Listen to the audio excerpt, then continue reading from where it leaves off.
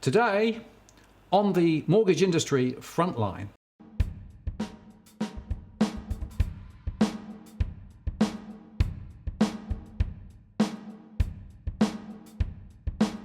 Hello, I'm Martin North from Digital Finance Analytics.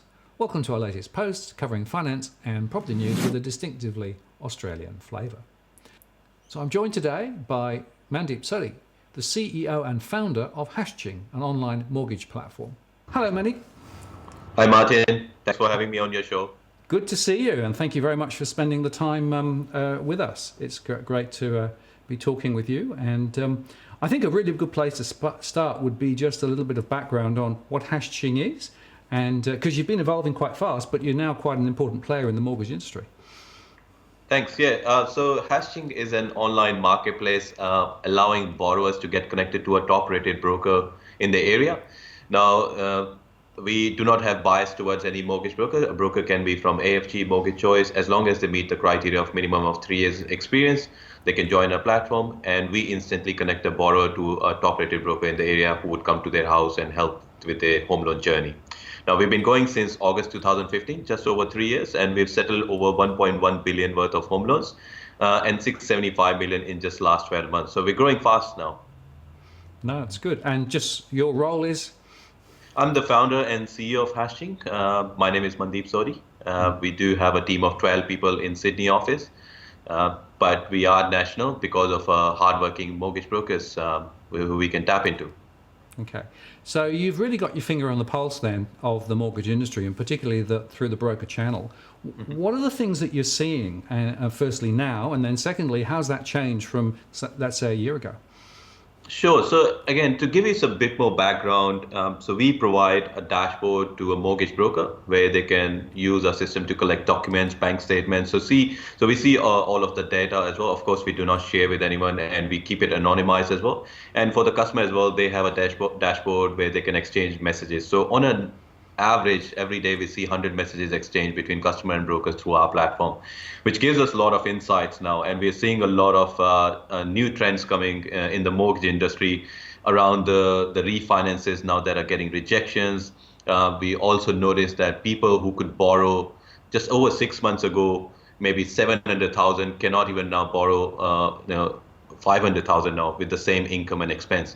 So we're seeing a lot of lenders changing their criteria. They're tightening it as well. Of course, it was all an outcome of Royal Commission as well. So that's some of the things we've noticed. Expenses is an interesting thing as well. We're seeing a lot of people getting rejected because of the expenses, mostly around, people with the technology. It's making it easy for consumers to now order a takeaway food through Uber Eats, or borrow or go to someone's house using Uber, eating out, or even ordering everything online now. But they don't realize that by making it easier, they're spending a lot more, which is the kind of education we need to give to the borrowers as well, that they need to be disciplined if they're going for a mortgage. And banks are certainly picking that up now and saying, well, the $2,000 living expenses you disclose, it's actually not $2,000. Do you realize that you're spending $3,200 now, as an example? So those are the changes we're seeing in the market now, which is causing some concerns for the borrowers, and also the mortgage brokers are now playing a more and more important role where they're educating the customer, saying, hey, you need to reduce your spending now. So just picking up those two thoughts, the first is therefore it's harder to get a mortgage. So the borrowing power of borrowers is lower than it was because of the fact that now banks are looking more closely at income and particularly at expenses, right? Good. And the other thing that takes us to then is that there are lots of people who are actually being rejected through the process because they're no longer now fitting inside the current criteria. They may have last year, but because things are now tighter, they're now outside those criteria. That's correct. And we've noticed that borrowers are not doing the preparation when they're going for a home loan now. So initially you would rock up to a branch or a bank or mortgage broker and say, I need this much loan, and you would get it approved very quickly. But now you have to prepare 6 months in advance at least, because now your living expenses, every single expense transaction in your bank statement is getting scrutinized. So people need to lower the living expenses. If they need to be disciplined, they need to be disciplined 6 months before, because the bank will be looking at your 6 months transactions as well. You cannot just say 1 week before you're taking the loan out saying, I've actually slowed down my spending on takeaway food, because the banks will look at the 6 months transaction. So these are the things now borrowers need to be educated on. And I don't think anyone is doing a great job educating them. They're quick to reject the application, but they're not educating the borrowers that, hey, you can come back to us in 6 months' time, but these are the things you need to prove to us. Okay, so it really has changed the ball game in terms of people thinking about how to position to get a mortgage. And as you say, it means that the brokers now have a different role in terms of trying to help people navigate this much more complex environment. Correct. And now brokers are taking a more proactive approach as well, where they're saying, look, it's okay. Like we know the reasons why you've been rejected, but now for the next 6 months, you need to be disciplined. And I think they're playing a more active role in this whole transaction, where they're educating the borrower, helping them with how to get to that stage where they can borrow more. Okay. And so are you seeing any differences between, say, the big four lenders and the rest of the banks, or even the non-banks, in terms of the lending criteria, or have the standards been lifted across the board? So we're seeing the standards lifted more by the big four banks recently, or because of the Royal Commission. I think in just last 3 months, we've seen all the big four banks raising the standards really high. And I think it was more of a response from Royal Commission and banks still trying to figure out what expense categories they need to capture, which was causing a lot of rejections, because even the banks didn't know what expense categorizations they should be looking at. But across the board, we are seeing other lenders doing the same thing as well. They're doing the right thing, by the way, so they should have done it a long time ago. But it's taking time now, but it's happening across the board now. Every other lender is doing that as well. Some of the non-bank lenders are still behind, and that's why we're seeing some big four banks where we've seen a loan getting approved by a big four bank for 480,000, whereas a non-bank lender would approve for 680 or 700,000. So servicing criteria is still a bit different across the board, but hopefully that will be in line soon as well. Now, I think you make a really important point. This is not a temporary easing of lending standards. This is a whole new ball game, isn't it? Because basically people now are following the law and doing perhaps what they should have done for the last 5 to 8 years. Yeah, look, they should have been disciplined a long time ago as well. And with the open banking coming, I think all the non-bank lenders will get in line with that as well. And quite frankly, every expense or every behavior will be scrutinized now. So the borrowers need to be disciplined as well. All those easy transactions, taking an Uber or taking takeaway food, if you're going for a mortgage, people have to realize that you have to make sacrifices. Okay, thank you. And now the other big news, of course, were the rate rises this week, the out-of-cycle rate rises by CBA, ANZ and Westpac last week. What's your perspective here in terms of what's happening with the interest rates? Yeah, look, I think it's a bit disappointing that all the big four decided, or big three, and then NAB will follow this soon as well, as you know. Probably, yeah. Probably today or maybe by Monday. But it's disappointing that as soon as the Royal Commission is over on these banks in the mortgage space, they decided to raise the rates straight away. Just a few weeks ago, Westpac got fined $35 million for the not doing a responsible lending. And now they were the first one to raise that interest rate, because if 0.16% or 0.14% increase would easily give them 1.4 million a day, is the figure I got. So within 25 days, they will get their money back on the fine they're paying. Another important thing to notice is that all the three banks, ANZ, Westpac, and NAB, have their annual results coming out soon as well. So this is a time where they have to impress their shareholders as well and say, look, we will make our money. Unfortunately, wholesale funding costs have gone up. But that is not just the main driver for raising the interest rate. They have to take care of, look after the shareholder interest, unfortunately, and customers are the last in the line to be looked after. And that's one of the reasons that interest rates have been increased. Well, in a way, mortgage holders are easy targets, aren't they? Because the mortgage is a big part of the bank's book, and if everybody moves up the rates up, then people don't have much choice. I think even the banks know that it's harder to get refinanced now, right? So you made a good point in one of the articles that they're mortgage business now. So if you not remember, just a month ago, ANZ reduced the interest rate by 34 basis points. Now it was a good way to get the customers in, and now a month later they're increasing the interest rate. So it's pretty much like a honeymoon rate, right? So you get in, and suddenly your next letter you get is your interest rate has been increased. So not a good strategy by the banks, I would say. And of course, the 14 to 16 basis point hikes are on the whole back book, right? So effectively, they've got this huge pool of existing mortgages that they've lifted, whereas what they were doing were hanging out cheap rates for a relatively small proportion of new borrowers to try and get those coming in. And as we said earlier on, because of the lending standards tighter, really focusing on low risk, low LVR. So they were cherry picking particular types of customers. So the relative size of cutting rates versus lifting rates is pretty remarkable in my view. Absolutely. And look, they're losing the market share as well.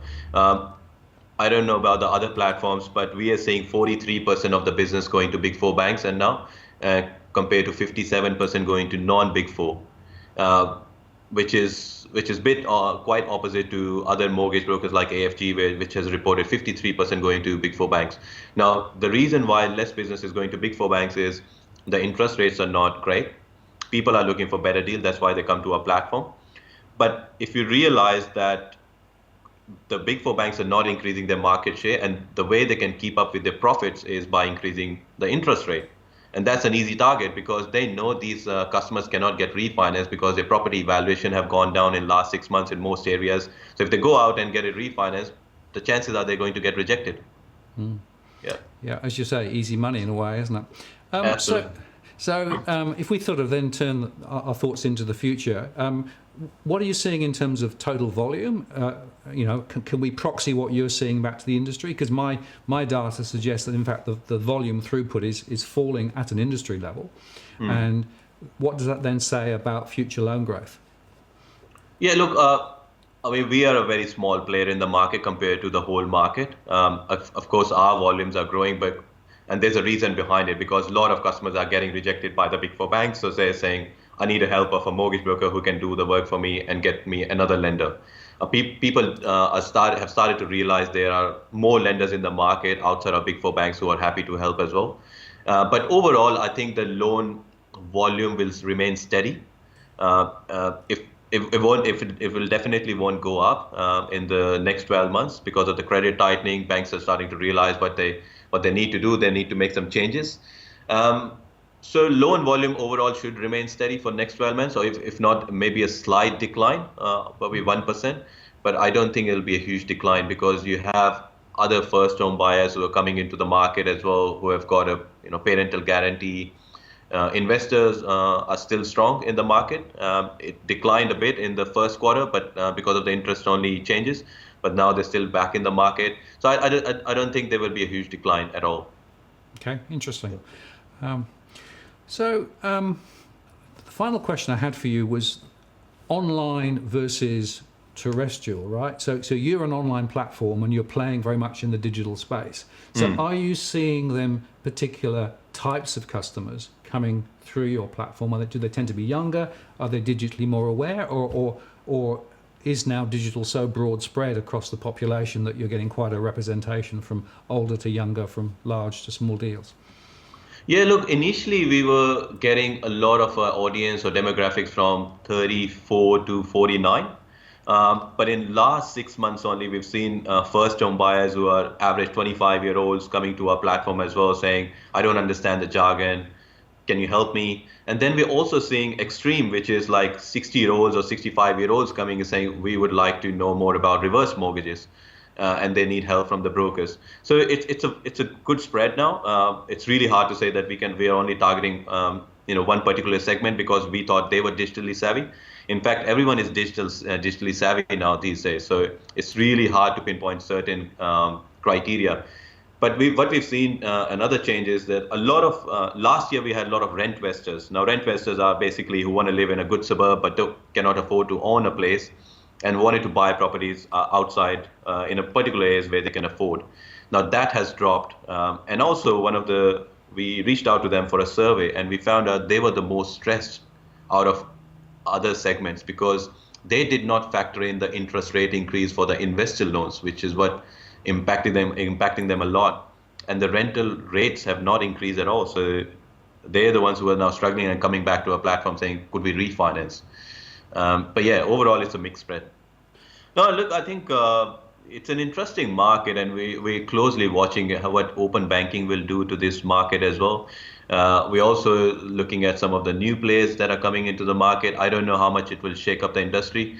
Again, the consumers are still lazy. Like people will whinge about it to say, look, interest rate have increased. They would line up for half an hour to get 2 cents or 4 cents off a liter of the petrol.